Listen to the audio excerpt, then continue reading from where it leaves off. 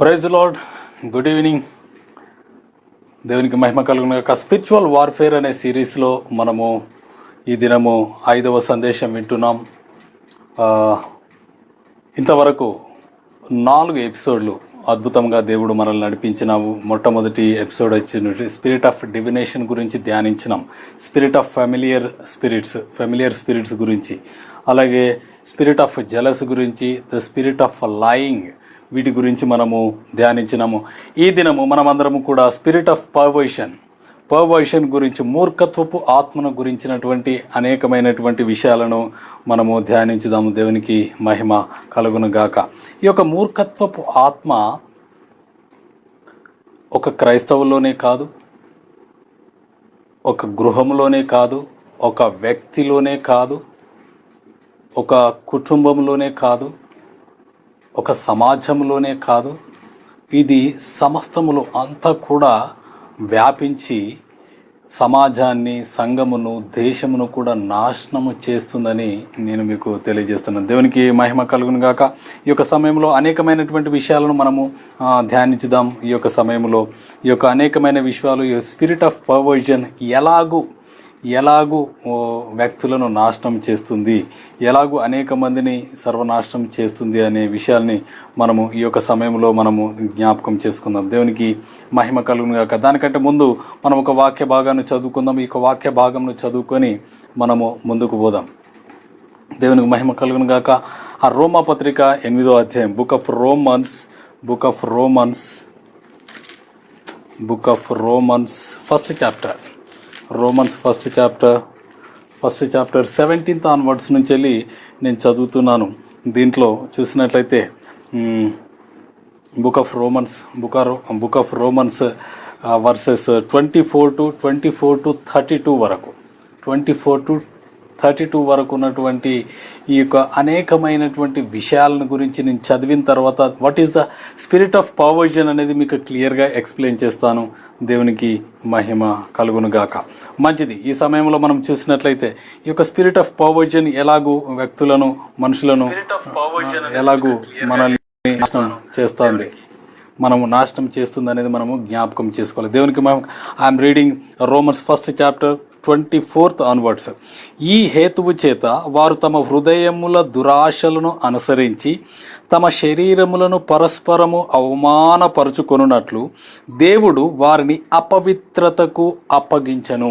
దేవునికి మహిమ కలుగును గాక. అపవిత్రతకు అప్పగించినట్టుగా మనం ఇక్కడ చూడవచ్చు. దేవుడు వారిని అపవిత్రతకు, అన్క్లీన్నెస్కు అప్పగించినట్టుగా మనం చూడవచ్చు. 25th words. అట్టివారు దేవుని సత్యమును అసత్యమునకు మార్చి సృష్టికర్తకు ప్రతిగా సృష్టమును పూజించి సేవించిరి. యుగముల వరకు ఆయనకు స్తోత్రాయుడై ఉన్నాడు. ఆమెన్. 26th వర్స్, 26వ వచనం. అందువలన దేవుడు తుచ్చమైన అభిలాషకు వారిని అప్పగించెను. తుచ్చమైన అభిలాషకు మనుషులను దేవుడు అప్పగించినట్టుగా మనము చూడవచ్చు. దేవునికి మహిమ కలుగునుగా. ఇంకా చూడండి. వారి స్త్రీలు సహితము స్వాభావికమైన ధర్మమును విడిచి స్వాభావిక విరుద్ధమైన ధర్మమును అనుసరించిరి.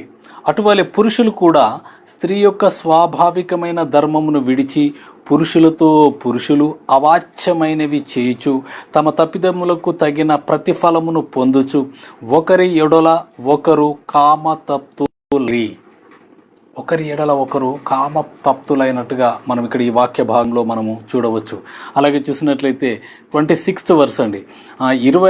మరియు వారు తమ మనస్సులో దేవునికి చోటియ్యనొల్లకపోయిరు గనక చేయరాని కార్యములు చేయుటకు దేవుడు భ్రష్ట మనస్సుకు వారిని అప్పగించను. భ్రష్టమైన మనసుకు, ఇలాంటి వారిని అందరినీ కూడా దేవుడు భ్రష్టమైన మనసుకు అప్పగించినట్లుగా మనము చూడవచ్చు. అలాగే 29th వర్స్.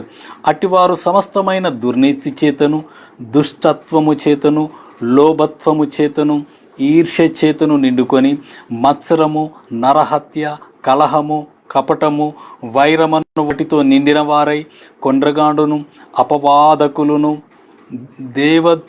ద్వేషులను, హింసకులను, అహంకారులను, బింకములాడును వారును, చెడ్డ వాటిని కల్పించువారును, తల్లిదండ్రులకు అవిధేయులను, అవివేకులను, మాట తప్పువారును, అనురాగ రహితులను, నిర్దయులు నైరి. ఇట్టి కార్యములను అభ్యసించువారు మరణమునకు తగినవారు అను దేవుని న్యాయ విధిని వారు బాగుగా ఎరుగయుండి వాటిని చేయుచున్నారు. దేవునికి మహిమ కలుగునుగాక. ఇది దేవునికన్ని విరోధమైన వీటన్నిటిని చేస్తున్నారండి. ఇవన్నీ చేస్తున్నారు, దేవునికి విరోధమైనటువంటి కార్యములను చేస్తున్నారు. చేసి దేవునికి వ్యతిరేకంగా, సమాజానికి వ్యతిరేకంగా, కుటుంబానికి వ్యతిరేకంగా దేవుడు ఒక సృష్టి ధర్మమును పెట్టినాడు. ఆ సృష్టి ధర్మమును అనుసరించి కాకుండా అవాచ్యమైన కార్యాలంట. ఈ అవాచ్యమైన కార్యాలు భ్రష్టమైన మనస్సుతో, అలాగే మనం చూసినట్లయితే తుచ్చమైన అభిలాషలు, విరుద్ధమైన ధర్మ విరుద్ధమైన కార్యాలు, అలాగే అపవిత్రమైనటువంటి కార్యాలు చేయడానికి సాతాను వీరిని ప్రేరేపించినట్టుగా మనము చూడవచ్చు. ఈ యొక్క దురాత్మ మూర్ఖత్వం, దిస్ ఈజ్ ఇవన్నీ చేసేటి అన్నీ కూడా this is a spirit of perversion అని మనము గుర్తించాలని ఈ యొక్క సమయంలో నేను మీకు తెలియజేస్తున్నాను. హౌ ఇట్ రియాక్ట్స్, ఇది ఎలాగో రియాక్ట్ అవుతుంది అని అంటే మనందరికీ తెలుసు. గలతీ పత్రిక 5:19-20 ఉన్నది, అనేకమైనటువంటి దుష్ట క్రియలకు, శరీర ఆశలకు మనము లొంగినప్పుడు, శరీర ఆశలను మనము అనుసరించినప్పుడు ఈ యొక్క స్పిరిట్ ఆఫ్ పర్వర్జన్కు దేవుడు అప్పచెప్తాడని మనం ఇక్కడ ఈ యొక్క వాక్య భాగం వలన మనము నేర్చుకోవచ్చు. దేవునికి మహిమ కలుగునుగాక. ఆనాడు అనేక మంది కూడా ఈ యొక్క దుష్ట కార్యాలను చేస్తున్న వారిని, దుర్మార్గపు పనులు చేస్తున్న వారిని దేవుడు ఏం చేసినట్టే ఆ యొక్క మూర్ఖత్వపు ఆత్మకు వారిని అప్పగించినాడు. పర్వర్జన్ స్పిరిట్కు అప్పగించిన, అంటే వారు స్వాభావికంగా వారు మార్పు నొందకుండా వాటినే ప్రాక్టీస్ చేస్తూ ఉంటారు, వాటినే అనుసరిస్తూ ఉంటారు. వారి స్వభావంలో కానీ, వారి నడవడికలో కానీ, వారి యొక్క జీవన శైలిలో కానీ ఎలాంటి మార్పు ఉండకుండా దానిలోనే మునిగిపోయి వారు నాశనానికి నడిపిస్తూ అనేక మందిని నాశనం చేస్తారని ఈ యొక్క సమయంలో నేను తెలియజేస్తున్నాను. ఈ యొక్క మూర్ఖత్వపు ఆత్మనండి, this is a spirit of perversion. ఈ పర్వర్జన్ స్పిరిట్ అనే దాని గురించి నేను చెప్తాను. యెషయా గ్రంథంలో చాలా చక్కగా చెప్పబడ్డది. Book of Isaiah 19th chapter 14th verseలో ఈ యొక్క స్పిరిట్ ఆఫ్ పర్వర్జన్ గురించి చాలా చక్కగా రాయబడింది. 19th chapter 14th verse. ఇక్కడ చూడండి, యెహోవా ఐగుప్తు మీద మూర్ఖత గల ఆత్మను కుమ్మరించి ఉన్నాడు. మూర్ఖత గల ఆత్మ, దిస్ ఇస్ స్పిరిట్ ఆఫ్ పర్వర్జన్. ఇది ఆ యొక్క ఐగుప్తు మీద, ఐగుప్తు దేశం మీద, ఐగుప్తు ప్రజల మీద దేవుడు ఈ యొక్క మూర్ఖత్వపు ఆత్మను కుమ్మరించినట్టుగా మనము చూడవచ్చు. దేవునికి మహిమ కలిగి, ఈ ఆత్మ కలిగిన వారందరూ కూడా అనేకమైనటువంటి దేవునికి, మనుషులకు కూడా విరోధమైన కార్యాలు చేస్తున్నారు. మనుషులు కూడా మెచ్చుకోనటువంటి, ఒప్పుకోనటువంటి, చట్టమునకు వ్యతిరేకమైనటువంటి, మనుషులకు వ్యతిరేకమైనటువంటి చేస్తున్నాడు. క్రైస్తవమైనకే కాదండి, దేవునికే కాదండి, ప్రజలకు కూడా, సమాజానికి కూడా వ్యతిరేకమైన కార్యాలు చేస్తున్నారు. కాబట్టి ఈ యొక్క మూర్ఖత్వపు ఆత్మను దేవుడు వారి మీదకి పంపించినాడు. అలాగే ఇలాంటి పనులు చేసేవారిని ఇంకా దేవుడు ఆ మూర్ఖత్వపు ఆత్మకు అప్పగిస్తున్నట్టుగా మనము చూడవచ్చు. ఈ యొక్క మూర్ఖత్వపు ఆత్మను చూసినప్పుడు అది ఎన్ని రకాలుగా యాక్ట్ అవుతుంది, ఎన్ని రకాలుగా పనిచేస్తుంది, ఒక జీవితంలో ఎలాగూ నాశనం చేస్తుందో మనము చక్కగా చూద్దాం. దేవునికి మహిమ కలుగును గాక. ఈ యొక్క మూర్ఖత్వపు ఆత్మ ఇదొక ఈవిల్ యాక్షన్ కలిగి ఉంటుందని, దుర్మార్గపు ఆలోచనలు కలిగి ఉంటారు. ఈ యొక్క మూర్ఖత్వపు ఆత్మ కలిగిన వారు ముష్కరంగా ప్రవర్తిస్తారు, మూర్ఖంగా ప్రవర్తిస్తారు, మొండిగా ప్రవర్తిస్తున్నారు. వారు చేసేదే, ఖచ్చితంగా వారు చేసేది అందరికీ మంచిది అని చెప్పేసి వారు దాంట్లోనే ఉంటారు, మూర్ఖంగా ప్రవర్తిస్తూ ఉంటారు. ఈ మూర్ఖంగా ప్రవర్తించేవారు, ఈ యొక్క ఆత్మ దాదాపుగా అందరిలో హోమోసెక్సువాలిటీకి కారణం అవుతుందని, హోమోసెక్సువల్స్కి కారణం అవుతుందని ఈ యొక్క ఆత్మ ద్వారా వారు అలా నడిపింపబడతారు. అలాగే లెస్బీనియమ్స్ అలవాటు పడుతూ ఉంటారు. లెస్బియనిజం అనేది చాలా డేంజర్. మన దేశంలో అక్కడక్కడ వస్తుంది. అలాగే పాశ్చాత్య దేశాల్లో చూస్తే ఈ యొక్క లెస్బినియం అండ్ హోమోసెక్సువాలిటీ చాలా భయంకరంగా ఉన్నది. అవునండి, ఈ యొక్క హోమోసెక్సువల్, అలాగే అడల్టరస్, వ్యభిచారం, అలాగే చూసిన ఫోర్నికేషన్ కూడా భయంకరంగా విస్తరింపబడుతుంది. అలాగే చూసే పోర్నోగ్రఫీ, ఈ చేయడం కాదు చూడడం ఎక్కువ అయిపోయిందండి. ఇప్పుడు ఈ చూడడం కూడా చాలా అయిపోయింది. ఇదన్నీ కూడా వారి వారి ఒకరి జీవితంలో ఉంటుంది, అలాగే వారి యొక్క కుటుంబంలో ఉంటుంది. వారి ఆ యొక్క మూర్ఖత్వపు ఆత్మ యొక్క ప్రభావము కుటుంబంలో, సమాజంలో, మనం తిరుగుతున్న ఆ యొక్క సమాజం మీద, ఆ యొక్క దేశం మీద, రాష్ట్రం మీద, ప్రాంతం మీద కూడా దీని యొక్క ఎఫెక్ట్ ఉంటుందని, దీని యొక్క ప్రభావం ఉంటుందని ఈ యొక్క సమయంలో నేను తెలియజేస్తున్నాను. అలాగే చూసినట్లయితే ఈ యొక్క మూర్ఖత్వపు ఆత్మ కలిగిన వారు మొండిగా ప్రవర్తిస్తూ ఉంటారు, మూర్ఖంగా ప్రవర్తిస్తుంటారు. ఇలాంటి వారిలో మనం చూసినట్లయితే ఎథిస్టులను మనం చూడవచ్చు. దేవుడే లేడని, నువ్వు ఇష్టం వచ్చినట్టు బ్రతకవచ్చని, దేవుడు ఎక్కడున్నాడో చూపివనని దేవునికి విరోధంగా వారు పనిచేస్తూ ఉంటారు. అలాగే చూసినట్లయితే అబార్షన్స్కు వారు ప్రేరేపణలు చేస్తూ ఉంటారు, ఫోర్నికేషన్స్కు ప్రేరేపిస్తూ ఉంటారు. ఫోర్నికేషన్ ద్వారా వచ్చే అబార్షన్ను వారు ఎంటర్టైన్ చేస్తూ ఉంటారు. అలాగే చైల్డ్ అబ్యూజ్కు పాల్పడుతూ ఉంటారు. చిన్న పిల్లలకు, అలాగే స్త్రీల మీద, అలాగే స్త్రీలు పురుషుల మీద కూడా ఇలాగూ వాళ్ళు చైల్డ్ అబ్యూజ్ అనేది జరుగుతూ ఉన్నట్టు మనము చూడవచ్చు. అలాగే చూసినట్లయితే ఫిల్తీ మైండ్తో ఉంటారు, మూర్ఖంగా ప్రవర్తిస్తూ ఉంటారు. ప్రతి చిన్నదానికి వారు మూర్ఖంగా ప్రవర్తిస్తూ ఉంటారు. ఫిల్తీ మైండ్నెస్ ఉంటుంది వాళ్ళకు. అలాగే చూసినట్లయితే డాక్టర్నల్గా కూడా వారు రాంగ్గా ప్రవర్తిస్తారు. ఇది క్రైస్తవులలో చాలా మట్టుకు చూడవచ్చు. ఏదైతే దేవుని వాక్యం ఉన్నదో దేవుని వాక్యాన్ని వక్రీకరిస్తారు, దాన్ని రాంగ్ అర్థం చేస్తారు. వాళ్ళు కొన్ని వాక్యాలను తీసుకొని వాళ్ళు ఇదే రైటు అని చెప్పేసి మూర్ఖంగా వాదిస్తూ ఉంటారు. ఇది డాక్టర్నల్ ఎర్రర్స్ని కలగజేస్తూ ఉంటారు ఇలాంటి వారు. అలాగే చూసే ఈ సెక్సువల్ పర్వర్షన్ జరుగుతూ ఉంటుంది, సెక్సువల్ డిజైర్స్ కలిగి ఉంటారు,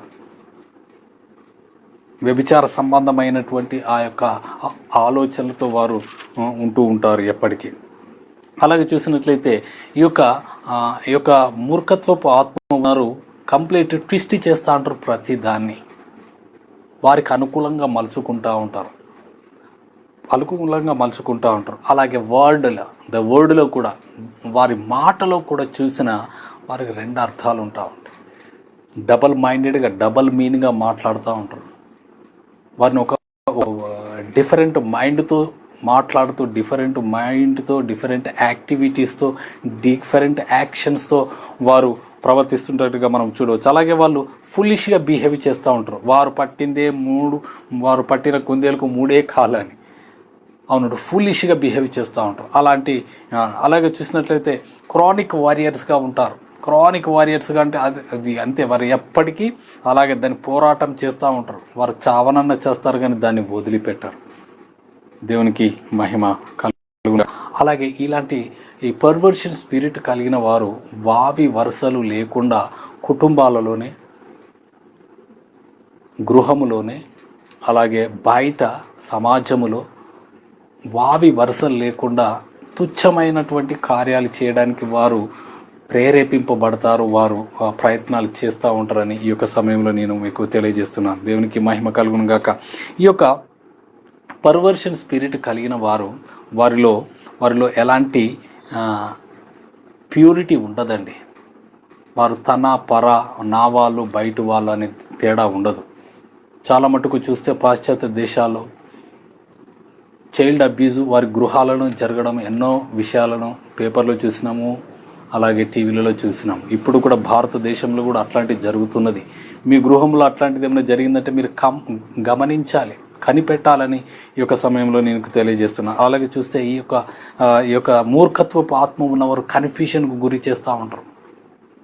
ఊరికైనా అట్టి విషయాలను కొట్టిపడేస్తూ ఉంటారు. అన్ని ఈవిల్ డిజైర్స్తో వాళ్ళు అనేకమైనటువంటి కార్యాలను చేస్తారని ఈ యొక్క సమయంలో నేను మీకు తెలియజేస్తున్నాను. దేవునికి మహిమ కలుగును గాక. ఇలాంటి వారు ఎలాంటి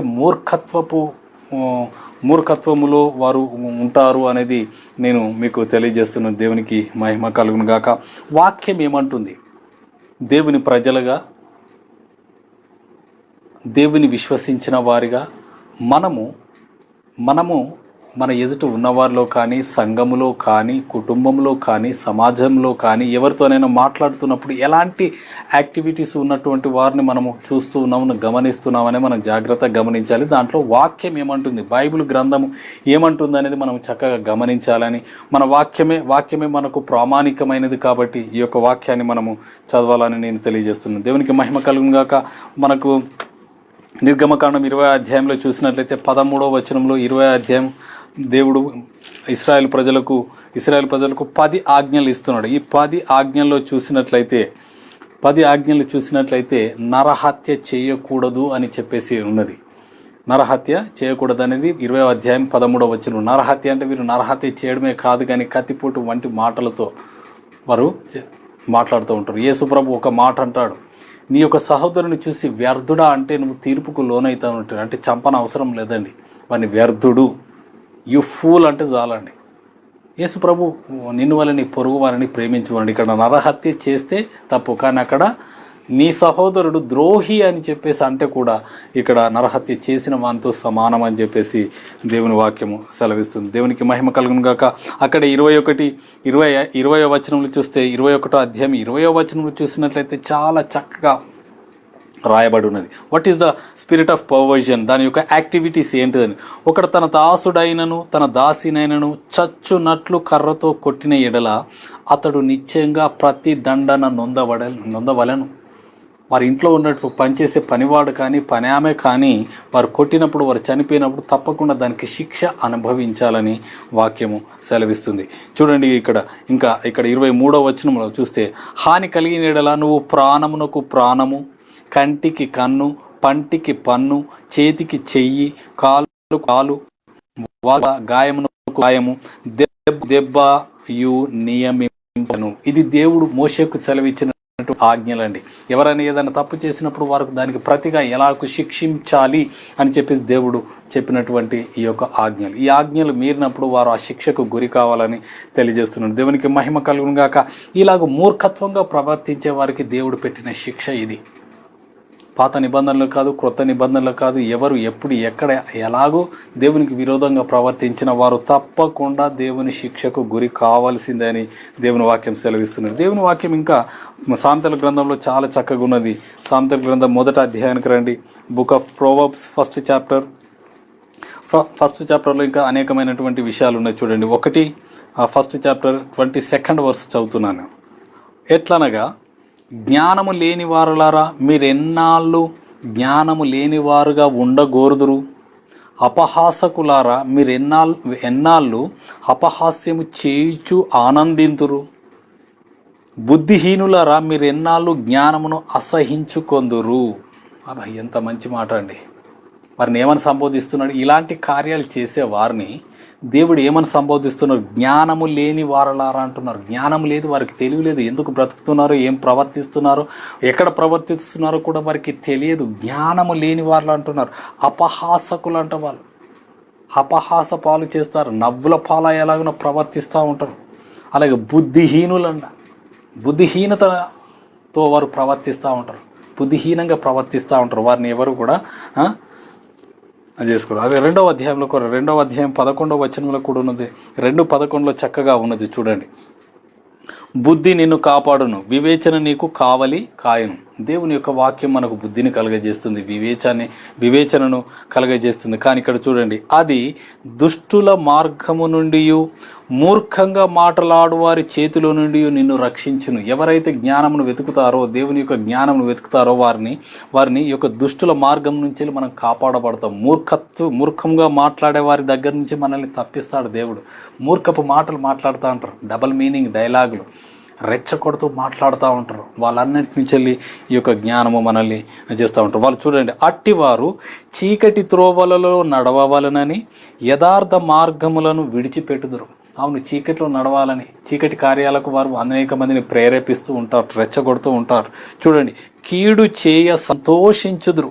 14th వర్స్, కీడు చేయ సంతోషించుదురు, అతి మూర్ఖుల ప్రవర్తన యందు ఉల్లసించుదురు.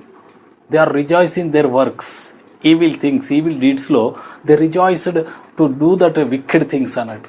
అది మూర్ఖంగా ప్రవర్తించే వారి యొక్క స్థితిగతి అని చూడండి. వారు నడుచుకొని త్రోవలు వంకరవి, వారి కుటిల వర్తనులు, దే ఆర్ వెర్రీ విక్డ్ అంట. దేవునికి మహిమ కలుగును గాక. ఇలాంటి మూర్ఖుల నుంచి మనము సపరేట్ అయి ఉండాలి, వారిని మనం గుర్తించాలి, వారిని దూరము పెట్టాలని దేవుడు మనకు తెలియజేస్తున్నాడు. అక్కడే చూడండి 14వ Proverbs 14th chapter 1 and 2, 14th chapter 1 and 2. ఇక్కడ చూడండి, జ్ఞానవంతురాలు తన ఇల్లు కట్టును, 3 రాళ్ళు తన చేతులతో తన ఇల్లు ఊడబెరుకును. జ్ఞానము కలిగిన స్త్రీ తన కుటుంబాన్ని కట్టుకుంటుంది. He build the house. But మూర్ఖురాలు ఆ ఇంటిని పెరికివేస్తుందట. మూర్ఖత్వంతో ఏం చేస్తుంది? ఇంటిని పెరికివేస్తుందట. హల్లెలూయా. అలాగే చూడండి 2వ వచనం, యథార్థంగా ప్రవర్తించువాడు యెహోవా యందు భయభక్తులు గలవాడు, కుటిల చిత్తుడు ఆయనను తిరస్కరించువాడు. కుటిలత్వంతో ప్రవర్తించేవాడిని చూస్తాం మనం. కుటిలత్వముతో, కుళ్ళుతో ప్రవర్తించేవారిని చూస్తాను. వారు దేవునినే తిరస్కరిస్తారు. దేవుడు ఎక్కడున్నాడు, ఎందుకు ఇవన్నీ చేయడం అని చెప్పి విక్కుడు కార్యాలకు, దుర్మార్గపు కార్యాలకు వారి జీవితాన్ని, హృదయాన్ని వారు స్థిరపరచుకుంటారు. దేవునికి మహిమ కలుగునుగాక. కాబట్టి ఈ యొక్క కార్యాలు కాదండి, ఇంకొక మాట ఉన్నది చూడండి, 12వ వచనంలో చక్కని మాట ఉన్నది. ఒకని ఎదుట సరి అయినదిగా కనబడు మార్గము కలదు. There is a right way అనుకుంటాడు. మూర్ఖుడు ఎట్లా ఆలోచిస్తాడు అంటే, నేను చాలా చక్కగా నడుస్తున్నాను, నాలాగా ఎవడు నడవడం లేదు, నేను నడిచే మార్గము చాలా చక్కనిది, ప్రపంచంలో ఎవరు నడవడం లేదు అని చెప్పేసి వాడు అనుకుంటాడు. అనుకునే వాని యొక్క మార్గం ఎలా ఉంటుంది చూడండి. ఒకని ఎదుట సరి అయినదిగా కనబడు మార్గము కలదు, అయితే తుదకు అది మరణమునకు త్రోవ తీయును. మరణానికి నడిపిస్తుంది, నరకానికి నడిపిస్తుంది. It leads to destruction, it leads to hell. దేవునికి మహిమ కలుగును గాక. కాబట్టి మనం ఈ యొక్క వీటిని అన్నింటినీ కూడా దూరం ఉండి మనం ఉండాలి. ఇక్కడ 15వ అధ్యాయంలో కూడా చూడండి, 15:2 జ్ఞానుల నాలుక మనోహరమైన జ్ఞానాంశములను పలుకును, బుద్ధిహీనుల నోరు మూఢవాక్యములను కుమ్మరించినట. మూర్ఖుడు మూఢవాక్యములను అంటే బుద్ధి లేని మాటలన్నీ పలుకుతూ ఉంటాడు. వాడు చాలా జ్ఞానవంతుడు అనుకుంటాడు, తనకు తాను అనుకొని బుద్ధిహీనంగా మాట్లాడుతూ ఉంటాడంట. దేవునికి మహిమ కలుగును గాక. అలాగే చూసినట్లయితే 5th verse కూడా చూడండి, మూఢుడు తన తండ్రి చేయు శిక్షను తిరస్కరించును. తండ్రి వాడిని శిక్షించాలి అని అనుకుంటే తండ్రినే తిరస్కరిస్తాడట. ఎందుకు? వాడు మూర్ఖుడు కాబట్టి తండ్రి చేసే శిక్షను వాడు తిరస్కరిస్తాడు.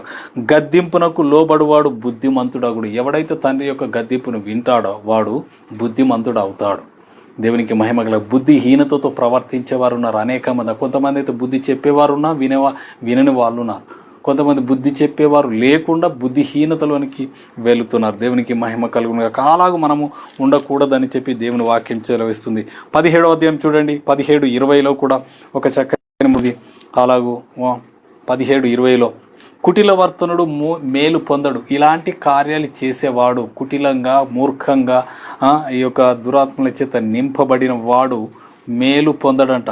20వ వచనం చూడండి, 17th Proverbs 17th 20th verse. కుటిలవర్తనుడు మేలు పొందడు, మూర్ఖంగా మాటలాడువాడు కీడులో పడును. వాడు కీడులో పడతాడు అంతే, వాడిని ఎవరు ఆపరు. వాడే వెళ్ళి పడతాడు. వాని కార్యములు వాడే చేసుకుంటూ వాడే మంచిగా ఉన్నాయి నీ పోయే మార్గం అని చెప్పి పోయి వాడు పెద్ద గోతిలో పడతాడు. దేవునికి మహిమ కలుగును గాక.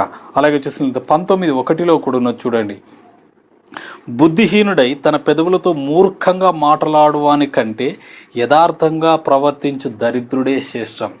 బుద్ధిహీనుడు ఉన్నాడు, ధనవంతుడు, గొప్ప ధనవంతుడు, కానీ బుద్ధిహీనుడు, మూర్ఖుడు. అలాంటి మూర్ఖుని కంటే దరిద్రుడు, ఏమీ లేని దరిద్రుడు శ్రేష్ఠుడు అంట. దేవునికి మహిమ కలుగును కాక. ఎంత చక్కని మాట.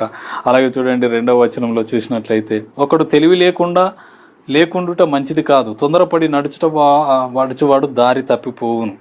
ఒకని మూర్ఖత వాని ప్రవర్తనను తారుమారు చేయును.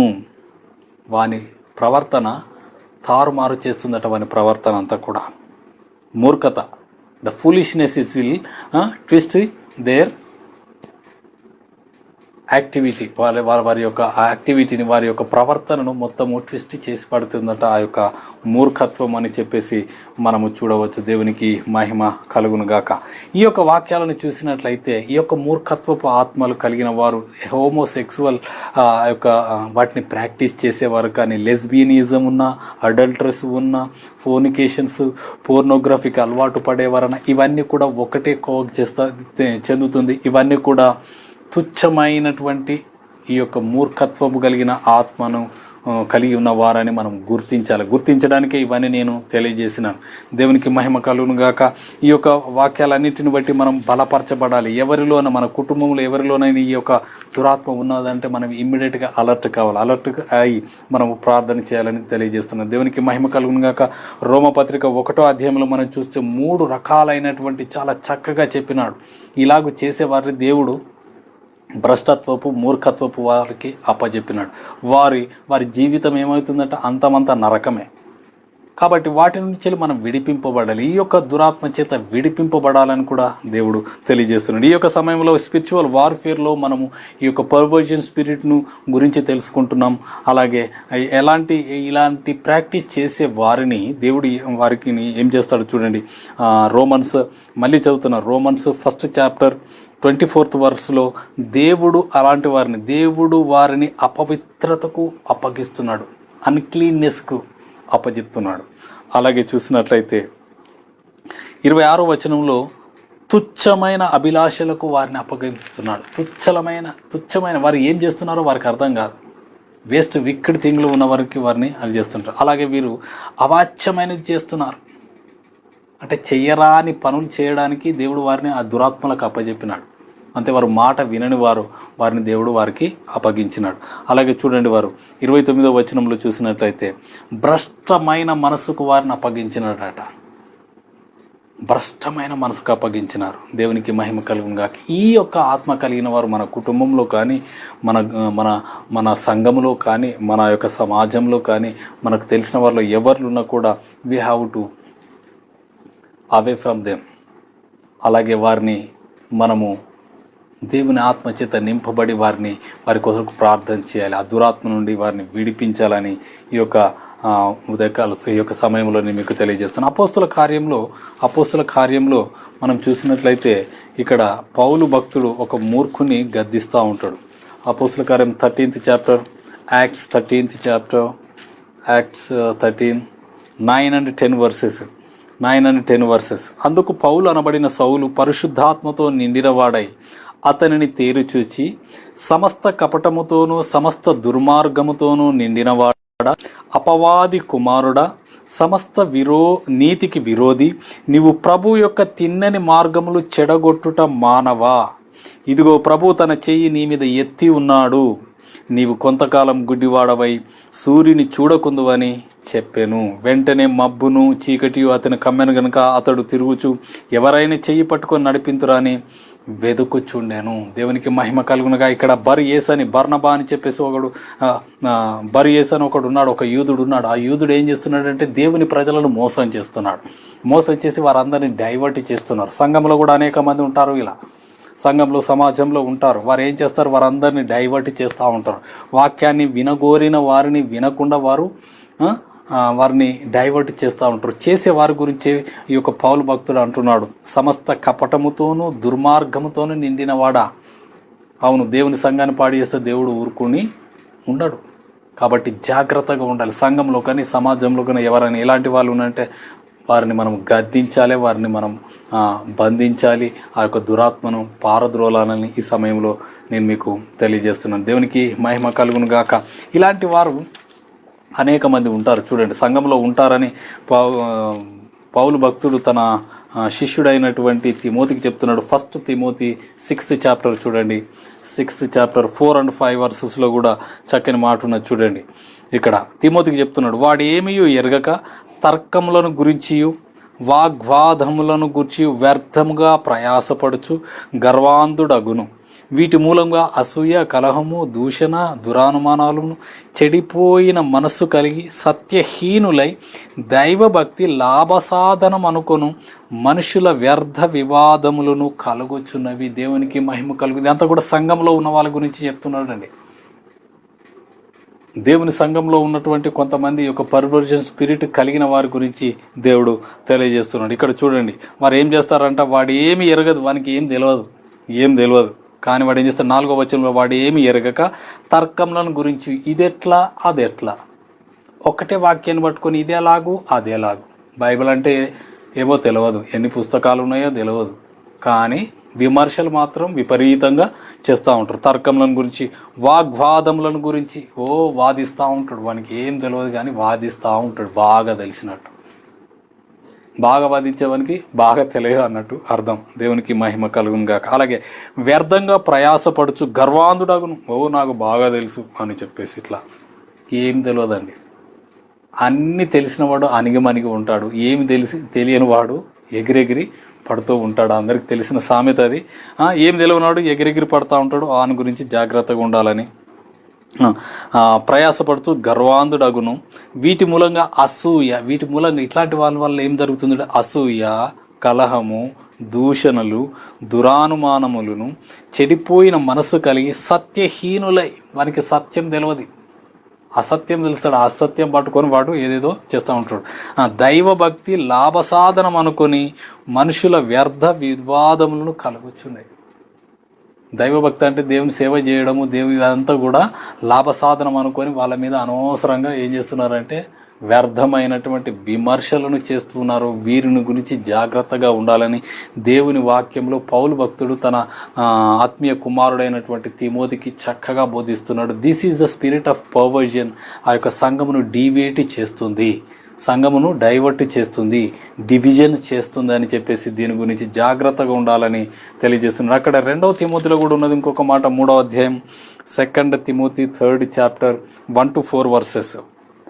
ఈ అంత్య దినములలో, ఈ లాస్ట్ డేస్లో యేసుప్రభుని గురించినటువంటి 2వ రాకడ సూచనలు బైబిల్లో ఏదైతే రాయబడ్డాయో అవన్నీ కూడా ఆయన 2వ రాకడ సూచనలు చాలా చక్కగా మనకు కనబడుతున్నాయి, వింటున్నాము, చూస్తున్నాము. అయితే ఈ అంత్య దినాల్లో ఉన్నాము. ఈ అంత్య దినాల్లో ఎలాంటి ఈ యొక్క పర్వర్జన్ స్పిరిట్ ఎలాగో పనిచేస్తుందో మీకు తెలియజేస్తాను. చూడండి, అంత్య దినములలో అపాయకరమైన కాలములు వచ్చునని తెలుసుకొనుము. ఏలయనగా మనుషులు స్వార్థ ప్రియులు. స్వార్థం, నాది నాది నాది అన్నీ నాది, నేనండి, నాదండి, మాదండి, ఇదే. ధనాపేక్షలు డబ్బు కోసమే మొత్తం. అలాగే బింకంలాడువారు, అబద్ధంలో ఆడుతూ ఉంటారు, గొప్పలు చెప్పుకుంటారు. అహంకారులు, వెరీ ప్రౌడ్ ఇష్యూ ఉంటా ఉంటారు. అలాగే దూషకులు, బూతులు వస్తూ ఉంటే వాళ్ళ నోట్లుండి. తల్లిదండ్రులకు అవిధేయులు, కృతజ్ఞత లేనివారు, అపవిత్రులు. కృతజ్ఞత అస్సలు ఉండదండి.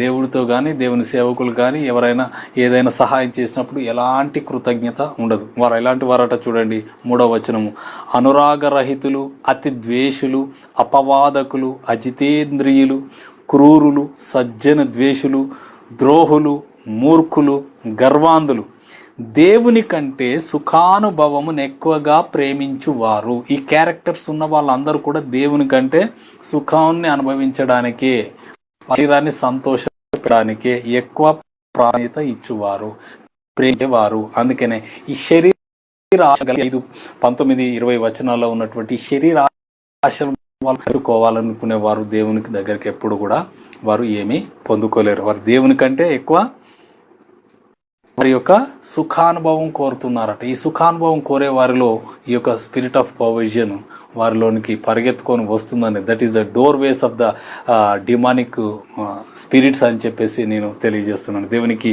మహిమ కలుగును గాక. అక్కడే చూడండి, తీతుకు పత్రికలు కూడా ఒక చక్కని మాట ఉన్నది. 3వ అధ్యాయం 10వ వచనంలో కూడా ఉన్నది చూడండి.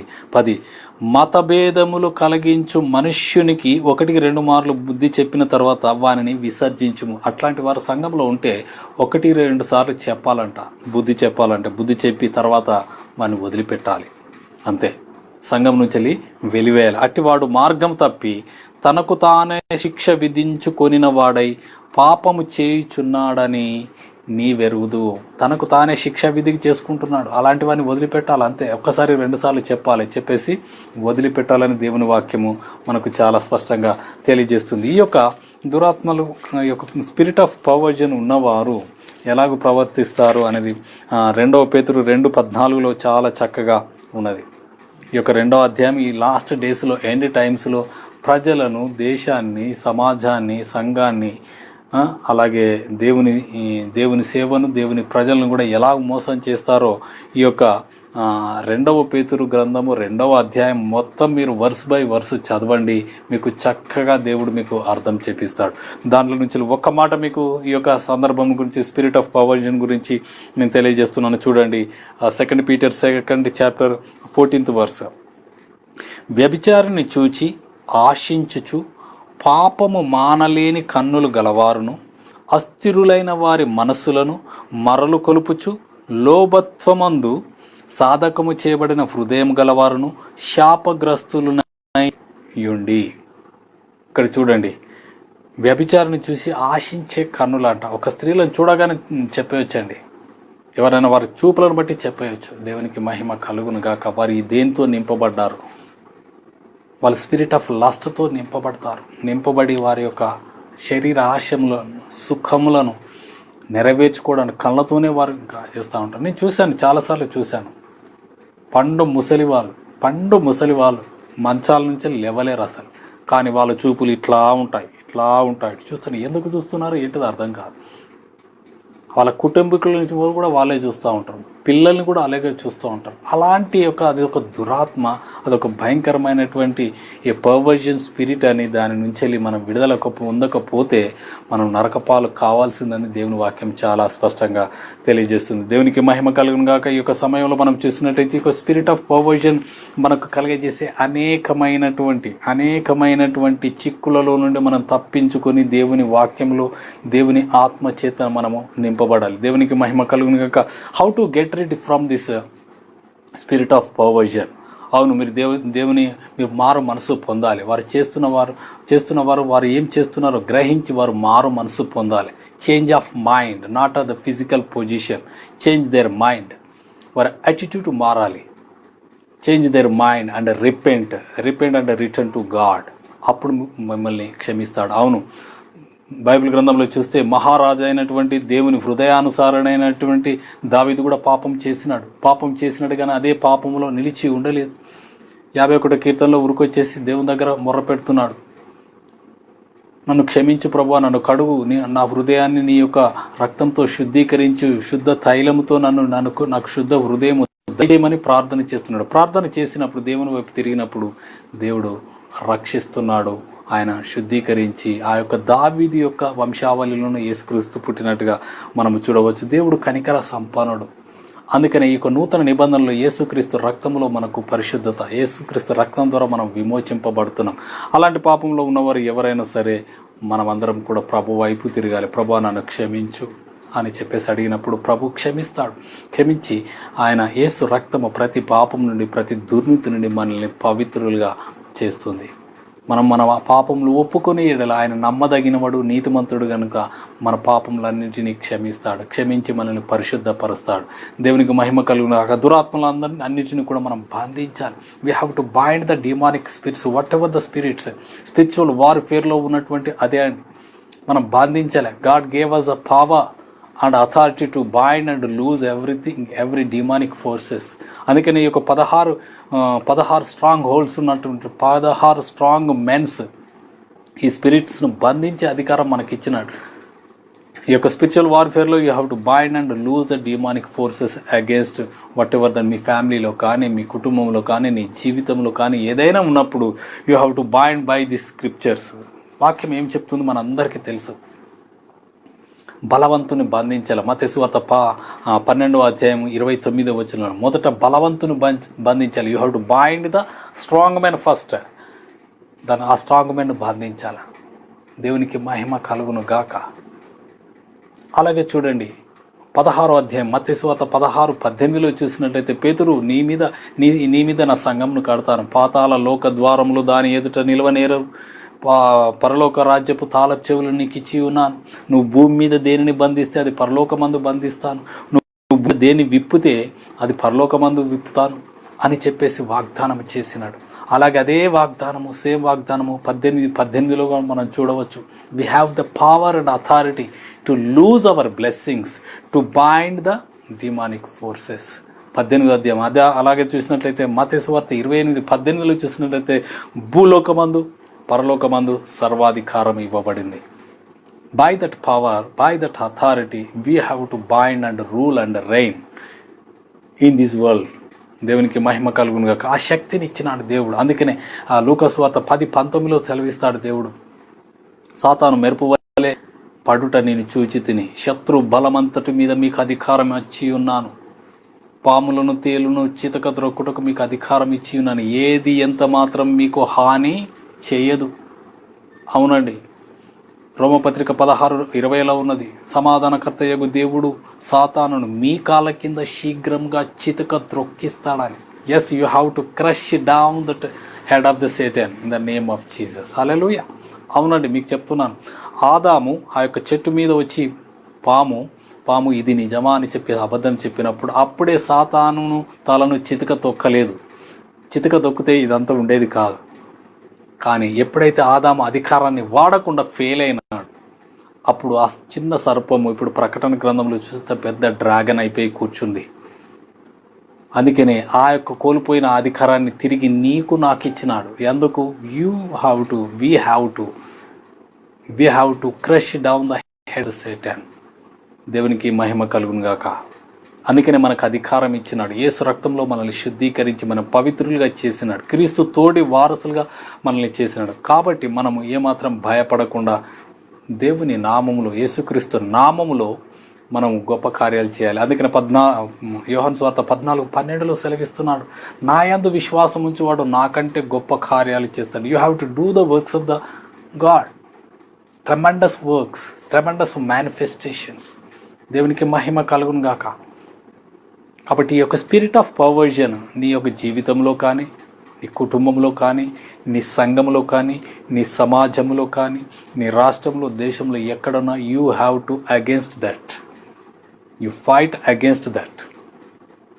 దేవునికి మహిమ కలుగును గాక. మంచిది, మనం అందరం ప్రార్థన చేసుకుందాం. దేవునికి మహిమ కలుగును గాక. ఈ యొక్క సందేశం ద్వారా మీరు ఎంతమంది బలపరచబడ్డారో వారందరూ కూడా దేవుని వాక్యం చేత నింపబడి, అందుకనే యాకోబు పత్రిక 4:7లో ఉంటుంది, దేవునికి లోబడి ఉండుడి, అపవాదిని ఎదిరించి, అప్పుడు వాడు మీ యొద్ద నుండి పారిపోతాడు.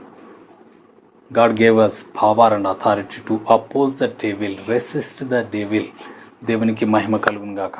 ఎవరైనా ఈ యొక్క స్పిరిట్ ఆఫ్ పర్వర్జన్ చేత బాధపడినట్లయితే జస్ట్ మీరు విశ్వాసంతో ఏకీభవించండి. నేను ప్రార్థన చేస్తాను. ఆ ప్రార్థన ద్వారా దేవుడు మిమ్మల్ని విడిపించబోతున్నాడు. Thank you Lord, thank you Lord, thank you Lord, thank you Jesus. నీకే మహిమ ఘనత ప్రభావాలు చెల్లించుకుని ఇంతవరకు స్పిరిట్ ఆఫ్ పర్వర్జన్, అవును తండ్రి, 5వ ప్రసంగమైనటువంటి స్పిరిచువల్ వార్ఫేర్లో the strong man of the spirit of perversion గురించి చక్కగా నాయన ప్రభా వివరించడానికి మీరు చూపిన కృపను బట్టి వందనాలు, స్తోత్రాలు చెల్లించుకుంటున్నాను. ఈ సమయంలో తండ్రి నేను మీరిచ్చిన అధికారం చొప్పున థ్యాంక్ యూ మాస్టర్, నీకే వందనాలు. In the mighty name of Jesus, whatever that, whomever that possessed by the spirit of perversion, whatever the spirit of perversion, in the mighty name of Jesus, I bind it, I cast it out in the mighty name of Jesus. Out in the mighty name. Distance is not a barrier. The mighty name of Jesus.